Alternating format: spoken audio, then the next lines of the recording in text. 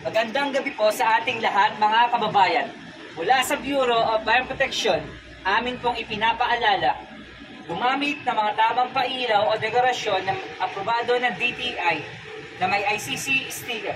Pangalawa, huwag magsaksak ng anumang outlets na sosobra sa kapasidad ng mga ito.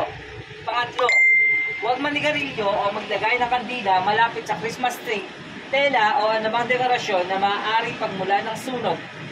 Pangapat, patayin ng mga Christmas light o anumang dekorasyon o electrical appliances kapag aalis ng bahay dahil maaari itong pagmula ng sunog. Panglima, ang paggamit ng sky lantern ay may pinagbabawal ng Bureau of Fire Protection. Maaari itong bumagsak sa anumang bagay na maaaring pagmula ng sunog. Tandaan, lagi natin isaalang-alang ang kaligtasan ng ating mga mahal sa buhay sa pagsalubong ng bagong taon. Sa anumang katanungan, maaari po kayong tumawag sa 0917-147-797 po. Muli, maligayang bagong taon po sa ating lahat and God bless.